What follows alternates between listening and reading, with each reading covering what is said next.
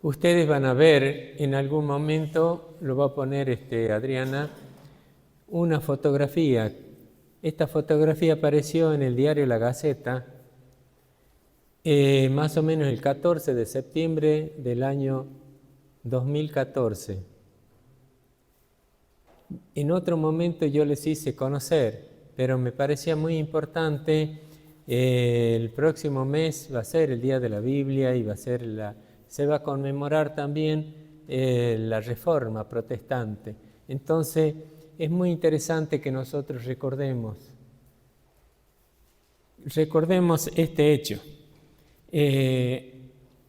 Lo que ustedes van a ver allí es una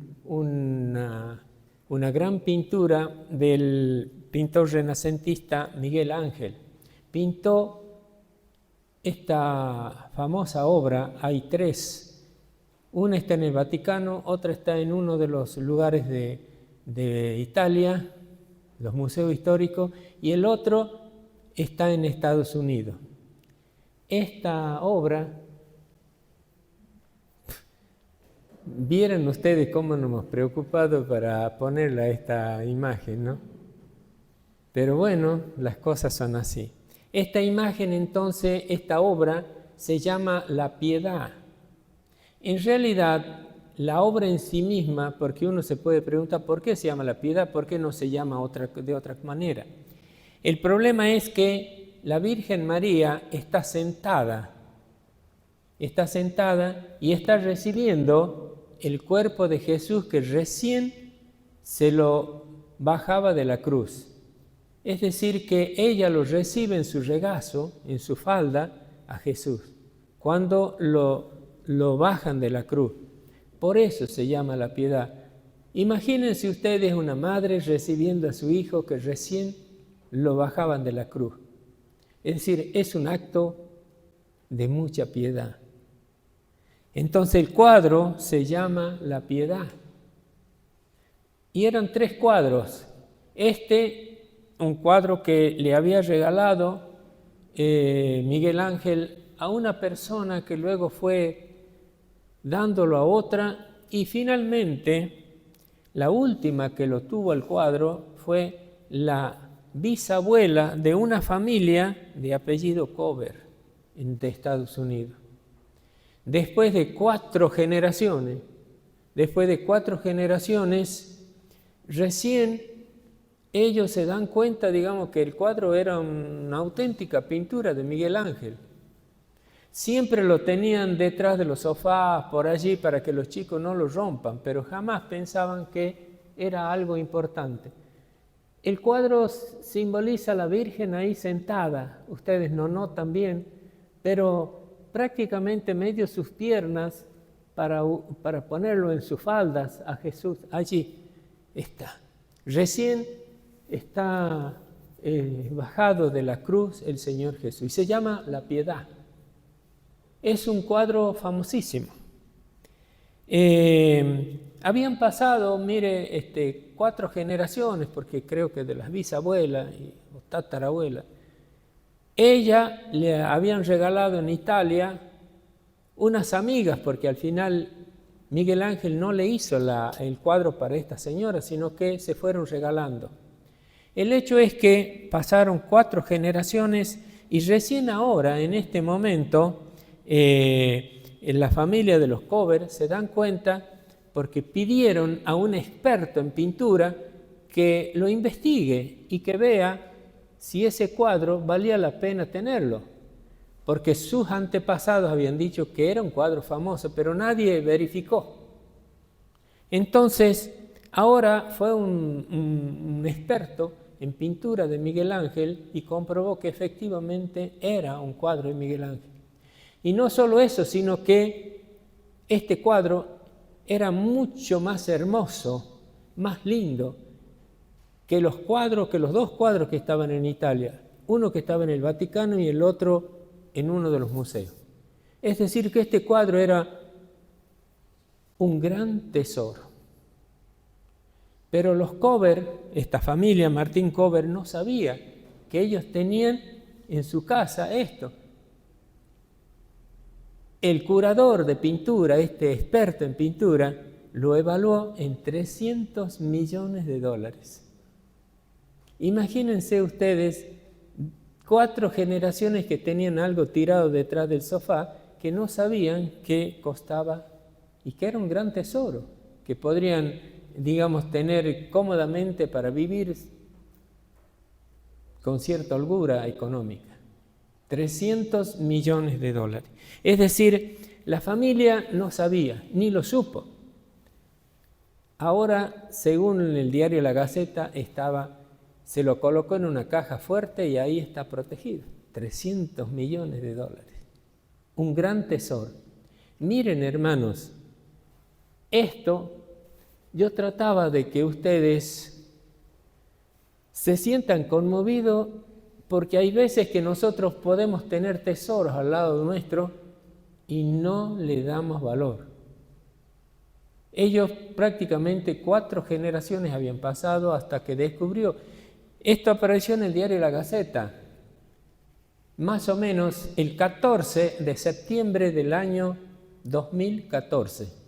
El año 2000, hace 11 años más o menos que apareció esta imagen.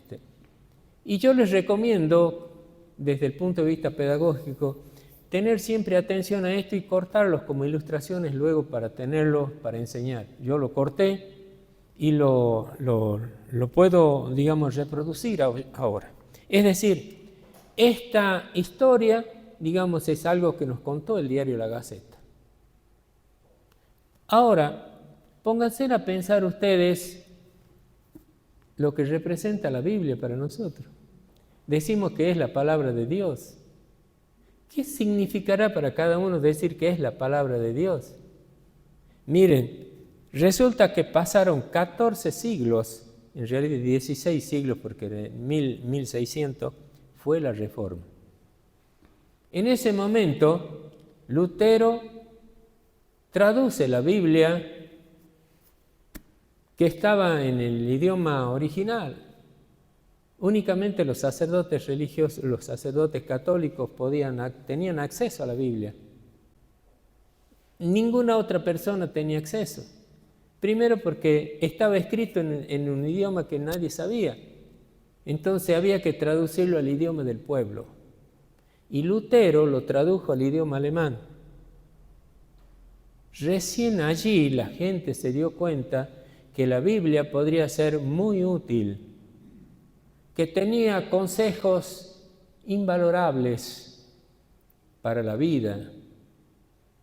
Y ahí, mire, tuvieron que pasar 16 siglos hasta que alguien lo tradujo a la Biblia. Y la gente comenzó a leerla y descubrieron que la Biblia era un gran tesoro para la vida, de consejos para la vida. Ahora,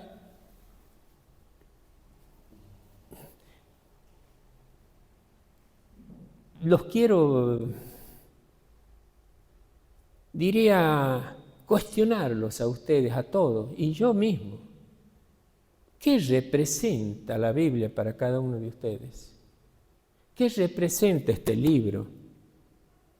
Está tirado detrás del sofá o puesto, digamos, no tirado, pero puede estar puesto.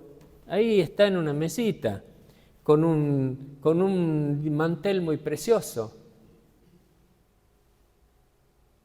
Pero si usted va caminando por ahí y alguien le pregunta, ¿qué representa la Biblia para vos? ¿Puede contestar algo? ¿Puede decir, para mí la Biblia es tal cosa?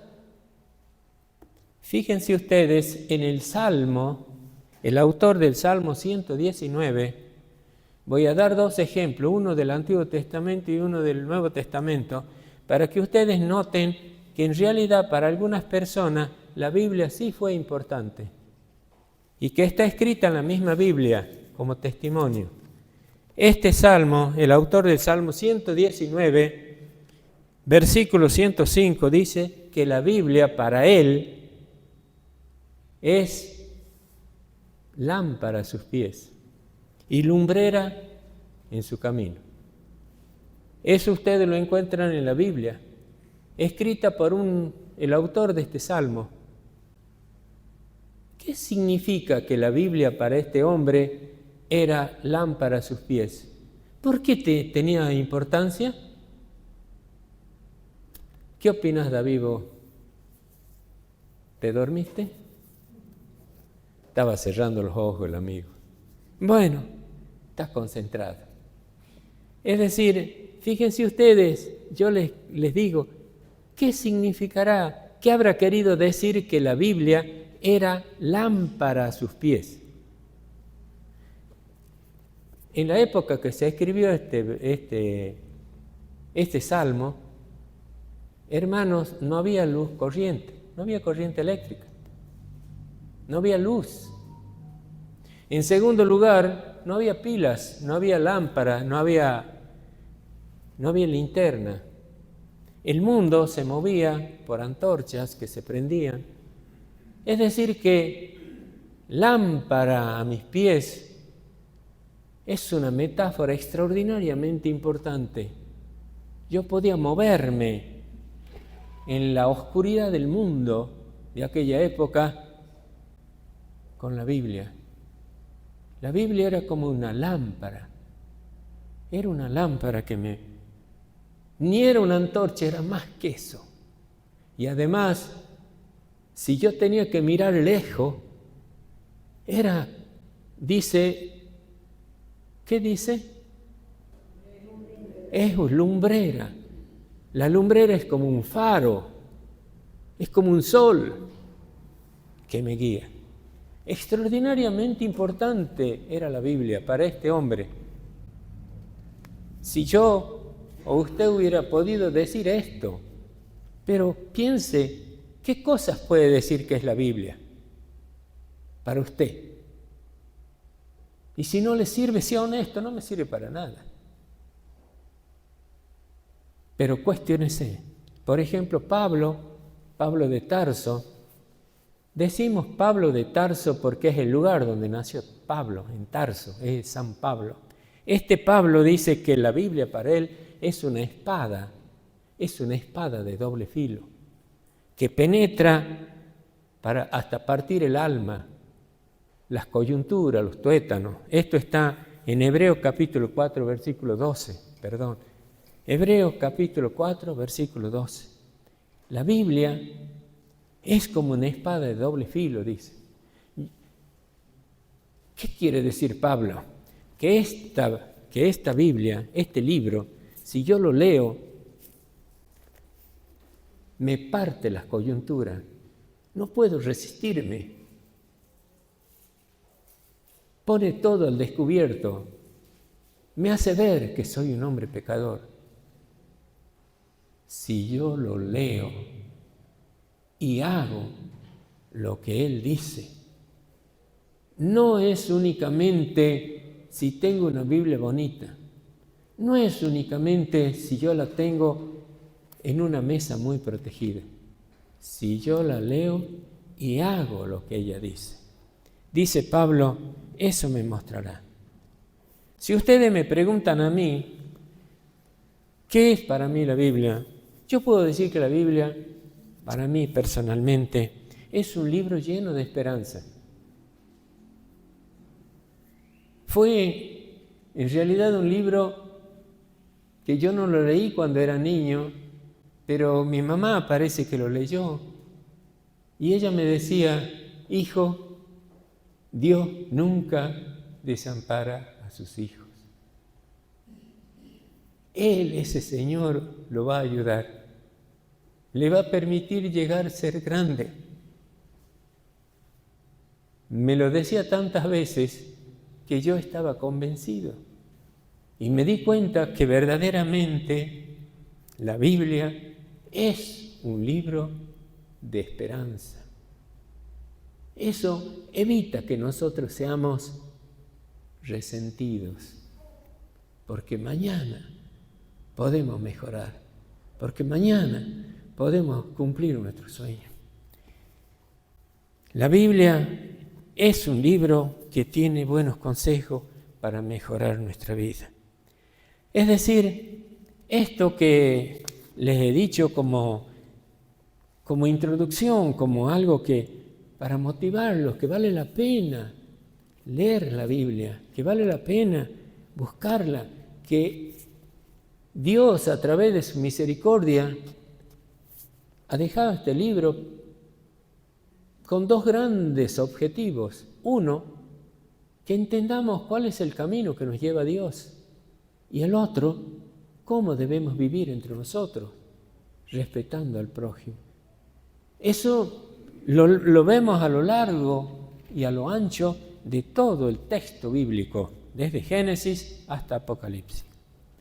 Ahora, en este momento, yo voy a seleccionar 3 cosas para las cuales yo diría las he seleccionado por orden de mérito, porque muchas cosas puedo decirles que me ha servido la Biblia. Y a lo largo de todo lo que a veces he predicado, he mostrado que la Biblia me ha servido en mucho. Pero una de las primeras cosas que me sirvió es para mostrarme que yo era un pecador, que necesitaba de la misericordia bendita de Dios, de nuestro Señor Jesucristo, para que me sean perdonados mis pecados. Yo debía arreglar mi vida con Dios. Eso no lo sabía. Por más que yo sabía que Dios nunca abandona a sus hijos. Pero yo tenía que sentir en mi alma la necesidad. Tenía que sentir en mi alma la necesidad de que Dios me perdonaba mis pecados. Y eso no fue una cosa simple. Pasaron meses que los hermanos oraban, que me hablaban, y yo no entendía. Tampoco ni entendía ni sentía.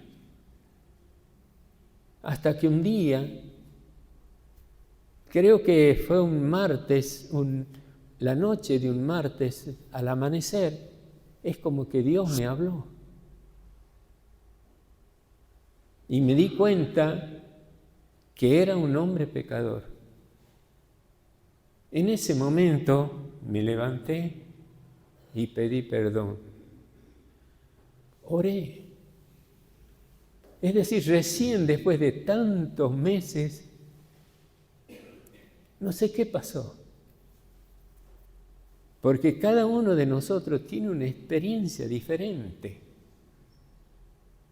Hay algunos que, como por arte de magia, como un relámpago, llegan a entender, y otros tenemos que transitar caminos más áridos, más difíciles, hasta que encontramos esta verdadera maravilla, porque es una misericordia de Dios. Algo que me encanta es que la imagen, digamos, de Apocalipsis es en realidad, porque dice que Dios está a la puerta y llama. La puerta de nuestro corazón es como una puerta que tiene cerradura únicamente por adentro. Nosotros la abrimos si queremos, si no, no la abrimos. Y Dios puede golpear toda la vida y nosotros mantenerla cerrada. Porque en ese sentido, creo que Dios nos ha dado un libre albedrío. Nos ha dado la libertad para poder decir sí o no.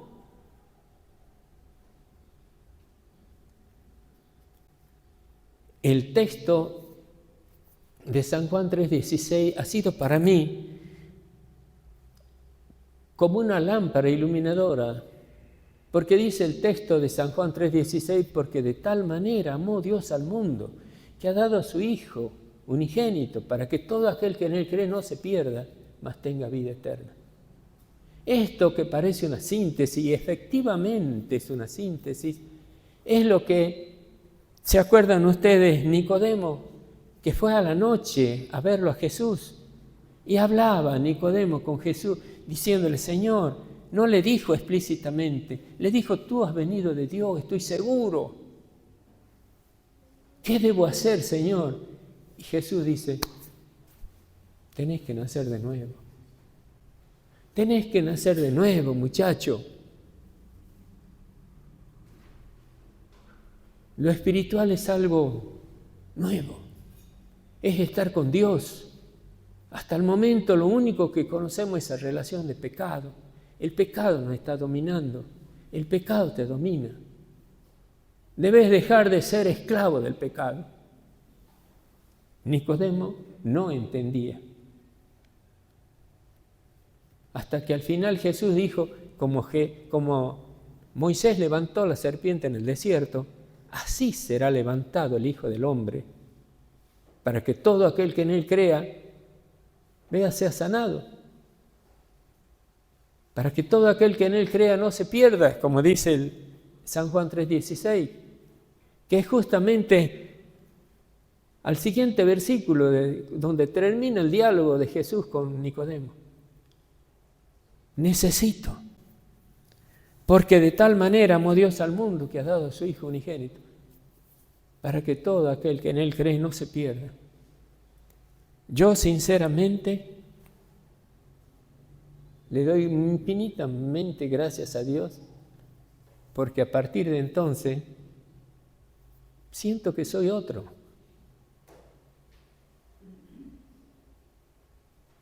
Incluso ya no soy yo mismo.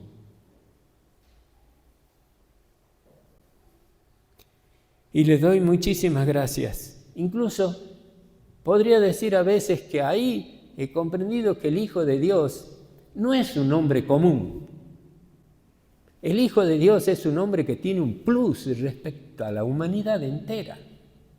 Es un hombre que tiene una seguridad más allá de los límites humanos. Pablo decía, yo con Cristo soy más que vencedor. ¿Cómo podía entenderlo Pablo y yo? No, hermano, ¿sabe? Todos nosotros, si hemos llegado a creer en Cristo como nuestro Salvador, somos más que vencedor. Somos más que vencedor. Y entonces la seguridad de nuestra vida se vuelve algo extraordinariamente importante. En mi caso particular me sentí mucho más seguro.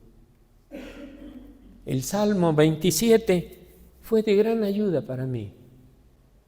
Fíjense, recuerdo el versículo del Salmo 27, el versículo del 1 al 3.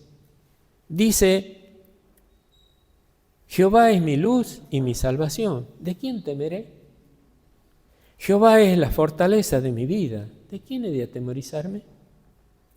Cuando se juntaron contra mí los malignos, mis angustiadores, mis enemigos para comer mis carnes, ellos cayeron, ellos tropezaron y cayeron.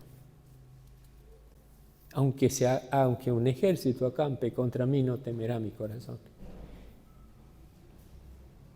Me di cuenta que nadie, absolutamente nadie, lo puede tocar a un hijo de Dios si Dios no lo permite.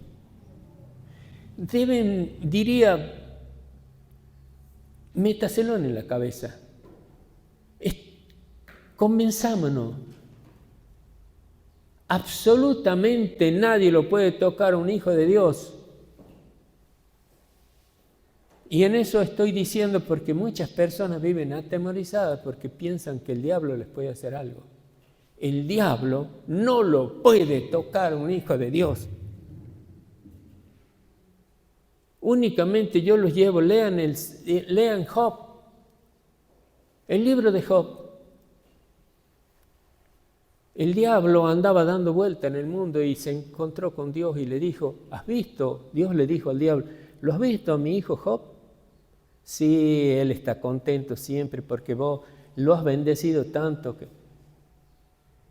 El diablo quería tocarlo, hacer lo que él fracase, que reniegue Job. Entonces,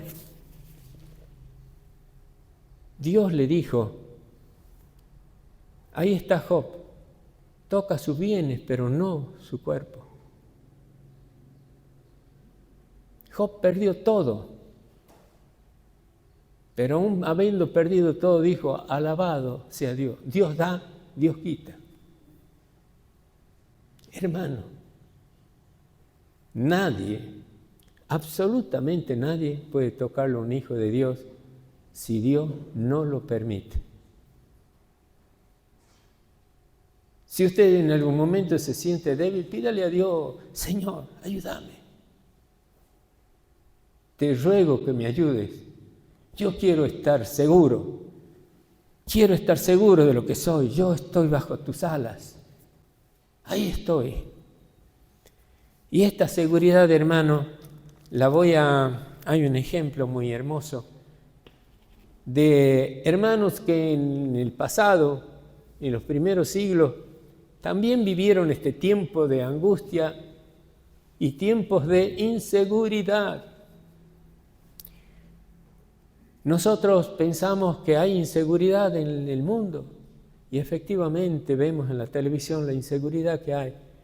Pobre gente en Medio Oriente, están todos los días de guerra. Pensamos inseguridad en nuestra patria, es verdad, qué inseguridad. En nuestro barrio, aquí, en fin, hay inseguridad. Y nosotros no nos damos cuenta que en realidad la seguridad está en Dios. Póngase bajo las alas de Dios. Para eso debo reconocer que soy un pecador y pedir perdón. Es así como la inseguridad en el mundo puede ser reemplazada por esa seguridad en Dios. Un hermano que vivió en esa época, en la época del tercer siglo de la era cristiana, en el año 300. Allí cuenta que cuando le perseguían unos soldados del emperador romano, se fue a unos montes escarpados. Yo me imagino unas pequeñas montañas, podría ser como la ladera del monte, y ahí se escondió él, creyendo que ya estaba perdido porque lo rodearon los enemigos, los soldados. Él se metió en una cueva que encontró ahí para orar. Pensó que ya era su fin. Cuando estaba dentro de la cueva, observó hacia afuera por donde él había entrado y se notó que había unas arañas que estaban tejiendo una telaraña. Y lo hacían de tan velocidad y con tanta pasión que rápidamente la puerta, la pequeña cavidad por donde había entrado él, fue cubierta por la telaraña. Momentos, casi ahí, vinieron los soldados, sacó uno la espada para cortar la telaraña y el capitán le dijo, pero amigo, ¿no te das cuenta que por acá nadie ha pasado? Hace mucho, mira la tela que hay ahí. Vámonos de acá, no perdamos tiempo. Es así que este hermano, a los años, daba testimonio diciendo lo siguiente: donde está Dios, una telaraña es un muro. Donde está Dios, una telaraña es un muro. Donde Dios no está, un muro es como una telaraña. El Hijo de Dios está protegido por Dios. Nosotros, además de esa salvación tan grande que es para estar con Dios allá, estamos protegidos. Permítame únicamente, se me ha cruzado, Estela, la vez que vos venías bajando por la Crisóstomo. La Crisóstomo, antes ustedes se acuerdan, la Crisóstomo bajaba hasta ahí estaba parada Estela. Ha venido uno de la motocicleta y le ha agarrado.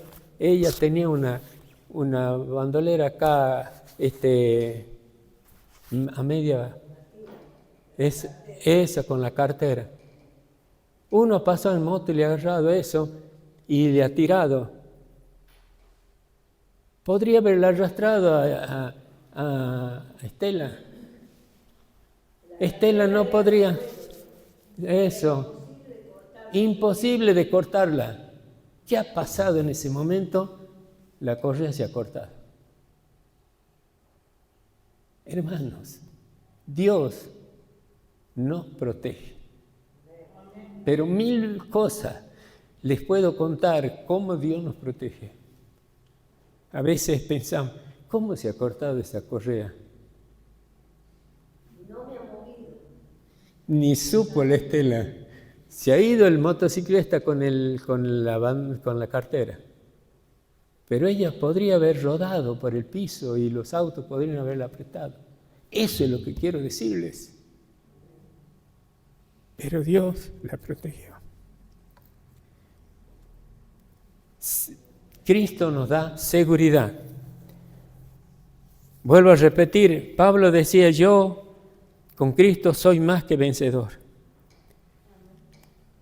Pablo decía también en hebreo, que Dios nunca abandona a sus hijos. Esto es lo que había leído mi madre, que me lo repetía. Yo no sé cómo. El Señor Jesucristo es el mismo, ayer y por los siglos. No cambia. Estamos hablando de Él. No cambia. En segundo lugar, la segunda cosa, podría decir, en que me sirvió a mí. Esto es impagable, lo que les acabo de decir. Impagable. Que Dios, el hecho de ser hijo de Dios, somos otro. Un hijo auténtico de Dios no anda escondiéndose detrás de las puertas. Es un hombre señor de sí mismo. Porque tiene el poder de Dios. Eso, hermanos. La segunda cosa, miren, no lo iba a decir, pero ustedes saben, un día yo estaba sentado en un café en el centro, San Martín y Salta, ahí en la esquina hay un café. Estaba sentado, hermano, en una mesa.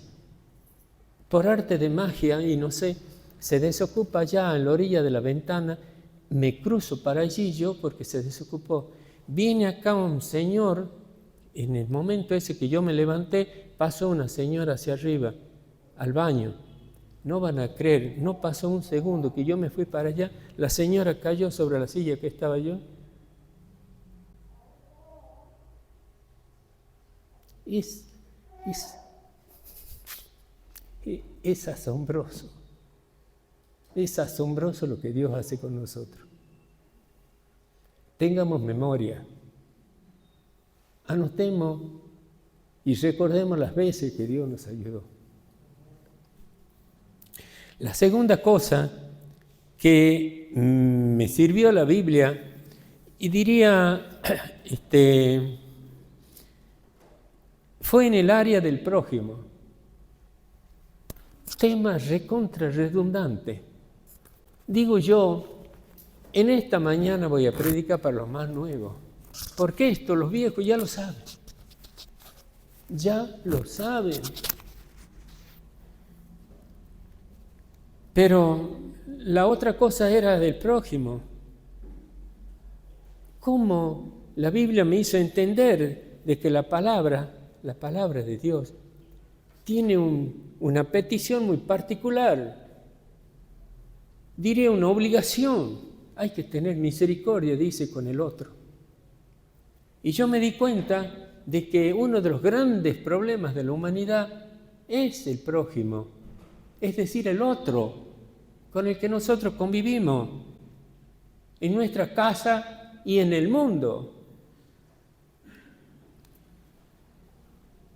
Fíjense, Jesús en el Sermón del Monte, Mateo capítulo 7, versículo 12, dice él así: así que todas las cosas que querráis que los hombres hagan con vosotros, vosotros, así también haced vosotros con ellos, porque esta es la ley y los profetas.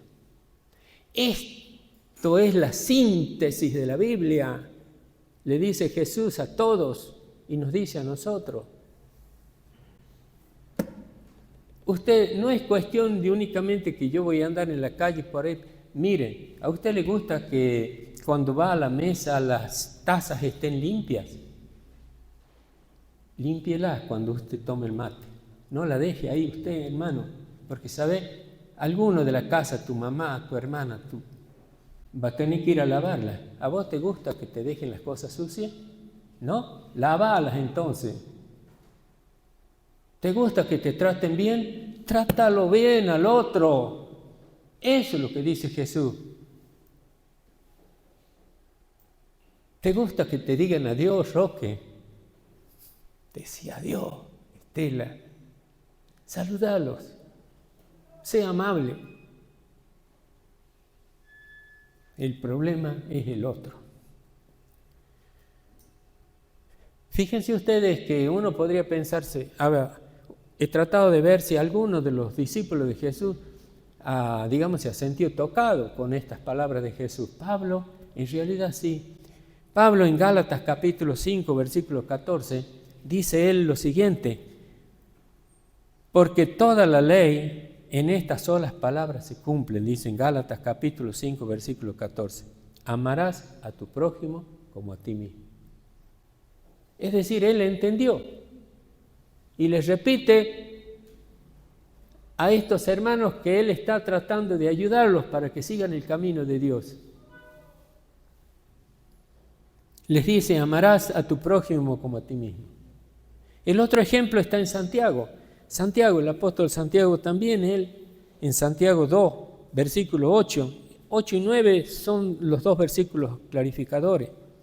Dice, si en verdad cumplís la ley real, conforme a la Escritura, amarás a tu prójimo como a ti mismo, bien hacéis. Pero si hacéis acepción de personas, cometéis pecado y quedáis convictos por la ley como transgresor. Vale la pena ahora preguntarme quién es mi prójimo, porque ¿quién es mi prójimo? Es la misma pregunta que se hizo este maestro de la ley. Es la misma pregunta que se hizo el intérprete de la ley en Lucas capítulo 10, versículo 25 al 29, cuando estaba delante de Jesús. Jesús estaba hablando, pero este intérprete de la ley, para tratar de acusarlo, de desprestigiarlo a Jesús, le dijo, ¿qué debo hacer para heredar la vida eterna? Diría lo mismo que le ha preguntado Nicodemo, lo mismo que ha predicado el joven ese rico que fue a Jesús. ¿Qué debo hacer, Señor, para heredar la vida eterna? Es lo que la humanidad misma le grita a Dios. ¿Qué debo hacer? Jesús le dijo al intérprete, ¿qué está escrito en la ley? ¿Qué está escrito? Y el intérprete dice que lo que estaba escrito, amar a Dios sobre todas las cosas, con tu mente, con tu corazón, con tu alma, y al prójimo como a ti mismo. 2 cosas, y en realidad 3, porque también debemos amarnos nosotros mismos, porque hay que amar al prójimo como a nosotros mismos. Hermano, ¿sabes qué? Después de una tarea y éxito en tu vida, anda, toma un cafecito, cómprate un helado, querete. Nosotros debemos entender esto. Debemos amar al otro, exacto, pero también debemos amarnos nosotros. Cuídate.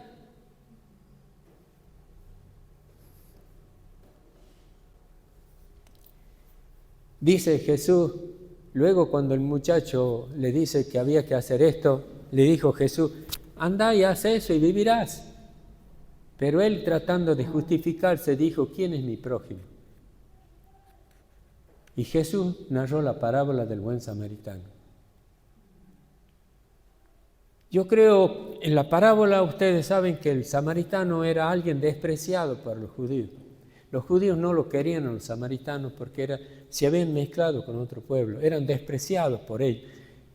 Tenían una categoría demasiado baja socialmente para ellos. Ni se juntaban, ni se saludaban.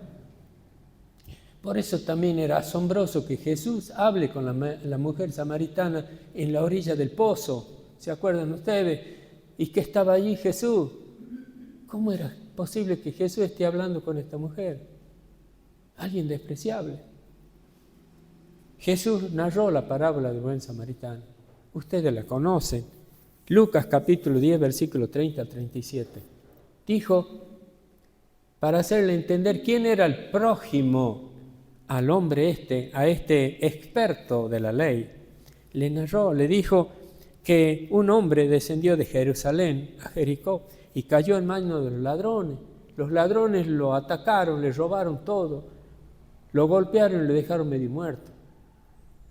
Pasó por allí, ¿quién? Un sacerdote. Parece que iba apurado él. Iba a abrir el templo en la iglesia de San Cayetano. No tuvo misericordia. Lo que estoy tratando de hacerles ver, y Jesús nos dice, no es ninguna garantía que el religioso sea tu prójimo. El que tenga misericordia. Luego pasó un levita, tampoco hizo nada. Luego vino un samaritano, ese despreciable por nosotros. ¿Qué hizo?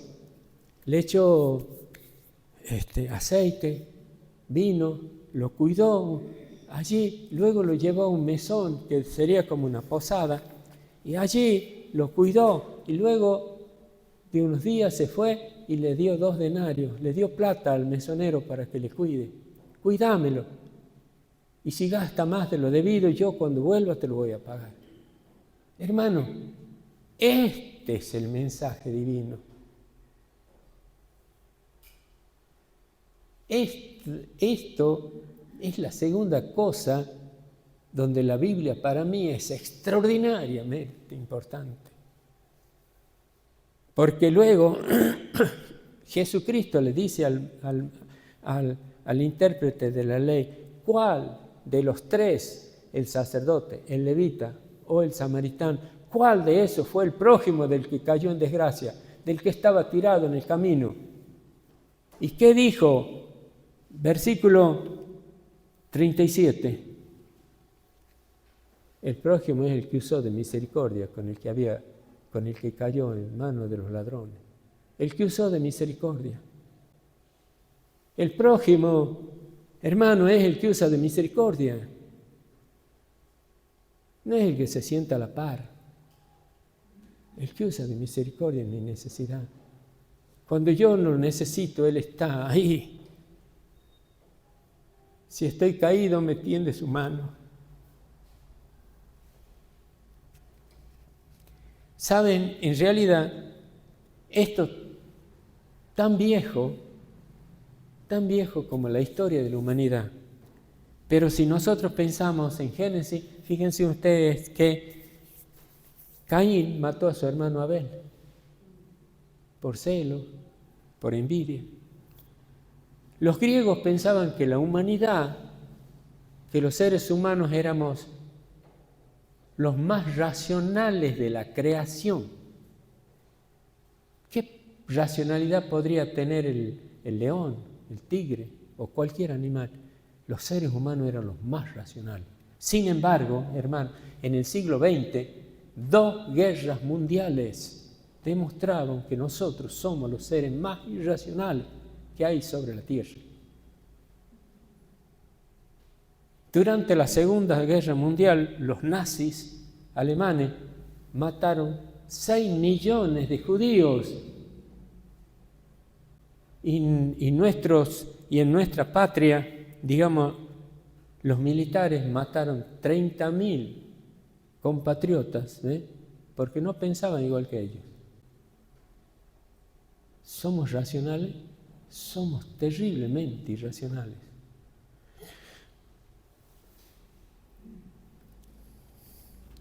Esta es la razón por la cual uno de los filósofos, Tomás Hobbes, escribe y dice: el hombre es el lobo del hombre. El hombre es el lobo del hombre. Nosotros podríamos decir, en síntesis, en mi caso particular, este aspecto de la misericordia hacia el prójimo me muestra sinceramente mi fragilidad y diría, ¿qué necesidad de Dios que tengo ahí? Una fragilidad enorme, hermanos. Porque efectivamente ustedes piensen nada más en esto. Nos hace falta a la humanidad terriblemente Dios. Porque si se arma una pelea, no se aplaca esa pelea hasta que no se matan entre ellos. Solo la voz divina de Dios que le diga: parate, Roque, me va a parar.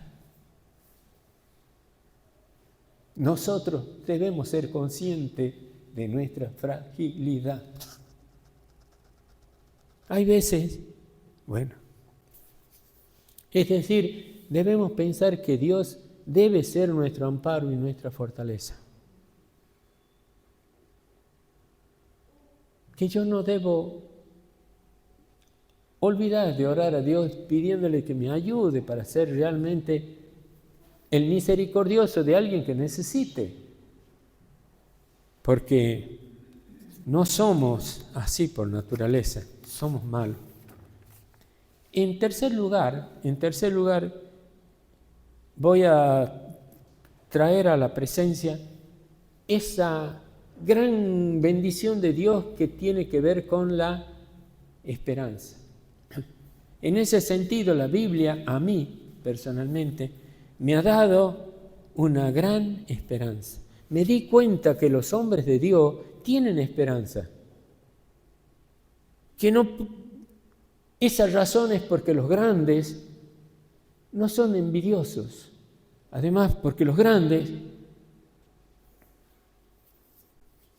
no están pensando negativamente. Saben que Dios lo va a ayudar, que se aferran a las promesas de Dios. Y entonces la esperanza se vuelve como un hecho importantísimo, porque soy otro, somos otro con Dios. Es así que les cuento, tomando un pasaje del Antiguo Testamento, Isaías capítulo 40, versículos 30 y 31, no es desconocido. Dice este texto que los muchachos se fatigan y se cansan. Los jóvenes flaquean y caen, pero los que esperan en Jehová tendrán nuevas fuerzas. Levantarán alas como las águilas, correrán y no se cansarán, caminarán y no se fatigarán.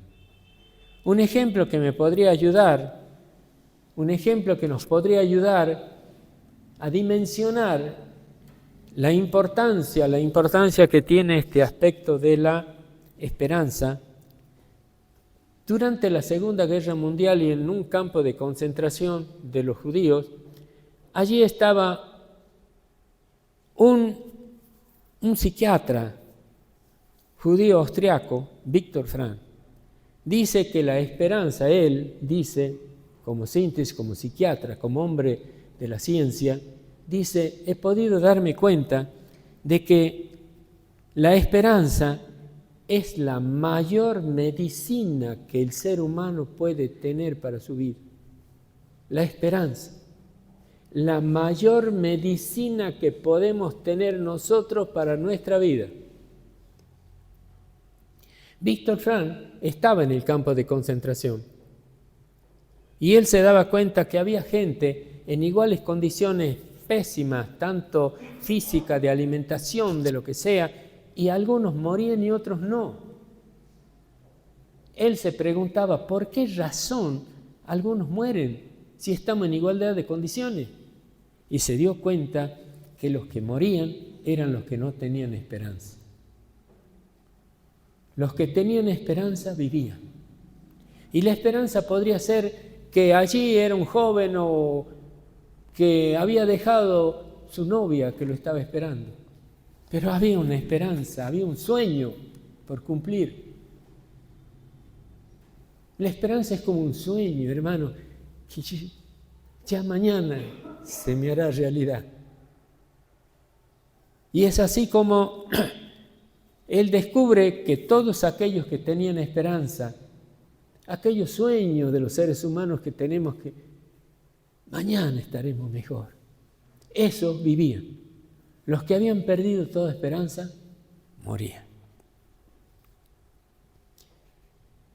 Yo me pregunté, sinceramente, si la esperanza es tan importante, debería estar en las obras de arte, en los museos históricos, algo que me identifique a la esperanza como algo sobresaliente, para que la humanidad sea impactada.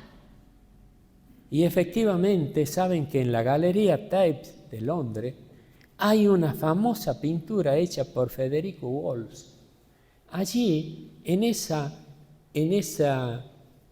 museo histórico de Inglaterra, narra la experiencia, el cuadro que hay allí, lo siguiente. Representa en ese cuadro, que dije la esperanza, representa un cuadro con una mujer tapada los ojos, sentada en el globo terráqueo, poniendo su oído muy cerca de un instrumento musical, el laúd, que es como una guitarra. Tiene todas las cuerdas cortadas menos una. Y nos dice la experiencia esta de que en realidad, hermanos, ahí esa mujer sentada en el globo terráqueo, agachada, con sus ojos vendados, pero poniendo el oído a la única cuerda, esa es la imagen de la esperanza. Pueden romperse todas las cuerdas de nuestra vida, pero que la cuerda de la esperanza sea la última, porque ella nos va a dar vida, por ella vamos a luchar. La esperanza es lo último que debemos perder. Debemos tener esperanza hasta el fin de nuestra vida. Como conclusión, diría rápidamente que la primera cosa es que la Biblia es un libro lleno de buenos consejos para mi vida. Dentro de eso les he citado 3. Me ha servido para yo reconocerme pecador y pedir perdón por mis pecados. En segundo lugar, me he dado cuenta que la misericordia hacia el otro, a mi hermano, a mi prójimo, no es fácil. Además, me he dado cuenta que soy una persona frágil, que no soy como aquel buen hijo de Dios, que tengo que pedirle a Dios que me ayude para poder ser misericordioso con el otro. Y en tercer lugar, me doy cuenta que este libro es tan extraordinariamente importante porque me da esperanza.